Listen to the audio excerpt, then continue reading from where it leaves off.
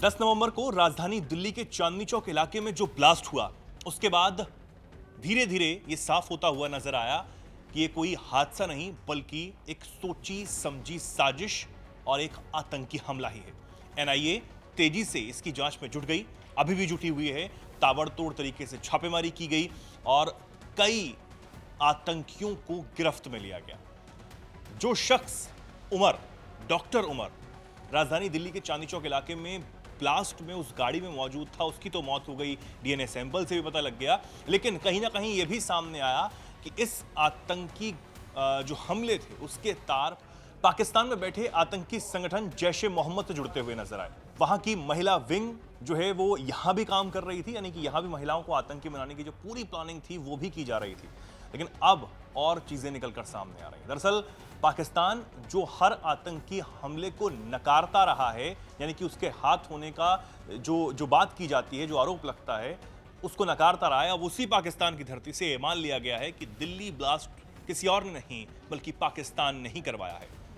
किसने माना है, कौन है वो शख्स, कहां पर माना गया है, सबसे बड़ी बात यह समझाएंगी। पल्लवी मेरे साथ मौजूद है। पल्लवी, क्योंकि लगातार हम एक बार नहीं, जितने भी आतंकी हमले, चाहे वो 26/11 हो, ये अभी आतंकी हमला हाल ही में हुआ हो, सबके तार पाकिस्तान से जुड़ते हैं, इसके भी जुड़ते हुए नजर आए। लेकिन ये पहली बार माना गया है। क्या पूरी घटना है, क्या पूरा मामला है? दरअसल अभी तक जो दिल्ली ब्लास्ट पर जो चर्चा हो रही थी और जो फैक्ट सामने आया कि आतंकी हमला ही है और सोची समझी साजिश है, लेकिन अब इस पर एक बहुत ही चौंकाने वाली खबर, जैसा कि आपने बताया भी कि एक खुलासा हुआ है।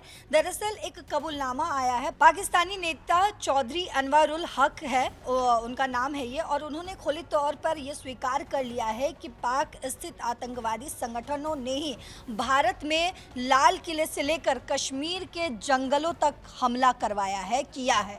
तो ये उनकी तरफ से जो है एक बयान दिया गया। कबूलनामा का है। कबूलनामा का, बिल्कुल कबूलनामा कह सकते हैं। हक जो है वो पीओजेके के पूर्व प्रधानमंत्री भी हैं, रहे हैं, जिन्होंने अभी हाल ही में अविश्वास मत हारने के बाद इस्तीफा दे दिया और उन्होंने ये बयान जो है वो पीओजेके की असेंबली में दिया है। तो ये कहीं ऐसे चलते फिरते जो है वो ये बयान नहीं दिया गया है, ये असेंबली में दिया गया है। तो ये भी एक बहुत बड़ा जो है कह सकते हैं कि पाकिस्तान की तरफ से बयान सामने आया। हक ने कबूलनामे में ये कहा है कि लाल किले हमले का जिक्र इस बात का कहीं ना कहीं प्रमाण साबित है कि 10 नवंबर को दिल्ली में जो कार धमाका हुआ उसमें पाकिस्तानी आतंकियों का हाथ था। तो ये जो हक जिस तरीके से कबूलनामा कर रहे हैं, इस हमले में 15 लोगों की मौत भी हुई थी, जो हमें पता है। और चौधरी अनवरुल हक की कश्मीर के जंगलों वाली टिप्पणी और खासकर इसको 22 अप्रैल के जम्मू कश्मीर के पहलगाम में हुए आतंकी हमले से जोड़ा जा रहा है, उसकी तरफ इशारा कर रहा है, जहां पाकिस्तानी आतंकवादियों ने पर्यटकों को धर्म पूछ कर मारा था। चेतन, ये वो भी जो है वो भारत पर एक बहुत कायराना तरीके से जो वो हमला किया गया था। तो इसकी भी चर्चा जो है वो लगातार हो रही है। लेकिन अनवरुल हक जो है उन्होंने जो बयान दिया, उन्होंने जो कबूलनामा किया है, उसकी चर्चा खास तौर पर हो रही है। पीओके के विधानसभा में अपने खिलाफ लगाएगा अविश्वास प्रस्ताव, हार के बाद ये बयान उन्होंने दिया। उनके भाषण का एक क्लिप सोशल मीडिया पर वायरल हो रहा है। क्लिप में उन्होंने ये कहा है, उनको कहते हुए सुना जा रहा है कि अगर तुम यानी कि भारत बलूचिस्तान को खून से लथपथ करते रहोगे तो हम लाल किले से लेकर कश्मीर के जंगलों तक भारत पर हमला करेंगे। और खुदा की नेमत से हमारे शाहीन ने ऐसा कर दिखाया है, वो अभी भी लाशें गिन नहीं पा रहे हैं। तो इस तरीके का जो बयान है वो सामने आ रहा है उनकी तरफ से। वो ये कह रहे हैं कि अगर बलूचिस्तान का तुम साथ दोगे तो हम लाल किले से लेकर कश्मीर तक हमला करेंगे। यानी कि एक बार फिर बलूचिस्तान की बात की गई और बलूचिस्तान वो जो खुद अपने हक की लड़ाई जो है वो लड़ रहा है, वो ये बताता है कि पाकिस्तानी आर्मी, पाकिस्तान की हुकूमत बलूचिस्तान को एक्सप्लॉइट कर रही है, जो प्रताड़ित है वो लगातार किया जा रहा है और आज से नहीं, दशकों से किया जा रहा है। हालांकि इसमें भारत का हाथ जो है वो पाकिस्तानी नेता मानते हैं, लेकिन कोई सबूत पाकिस्तान के नेताओं के पास नहीं है। हाँ।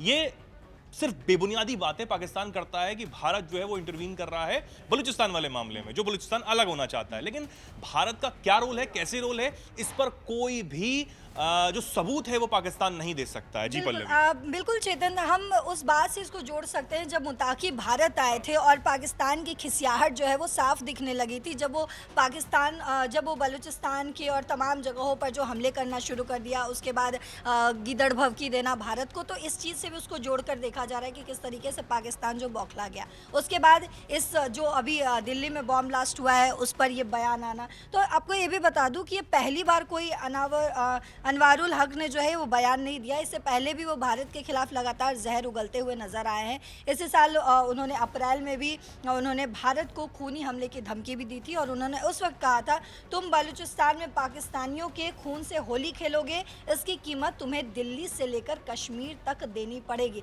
तो ये बयान जो इस तरीके का बयान जो है कि दिल्ली को वो टारगेट करते हैं क्योंकि दिल्ली भारत की राजधानी है, उसके बाद कश्मीर को टारगेट करते हुए, लेकिन वो ये बार बार कहते हुए नजर आ रहे हैं। हक जो है वो बार बार कह रहे हैं। इससे पहले अप्रैल में जो मैंने अभी आपको एग्जैक्ट बयान बताया, अभी जो हाल में बयान है, तो पाकिस्तान का खुलासा, पाकिस्तान की सरकार जो है वो बार बार अपने आप को डिफेंड करती है, कहती है कि हम नहीं इन्वॉल्व है, हम आतंकियों को पनाह नहीं दे रहे, लेकिन अचानक कुछ ऐसा होता है, वो कह सकते हैं कि ऊपर वाले के जो कहते हैं ना सरस्वती कई बार जुबान पर आके बैठ जाती है, तो वो खुद पाकिस्तान ही ये कबूल कर लेता पोल है। खोलने लगते हैं और कबूलनामा बिल्कुल। है वो खुद बताने लगते हैं कि देखिए हर आतंक में सिर्फ पाकिस्तान ही हो सकता है और आतंक में पाकिस्तान का ही साथ है।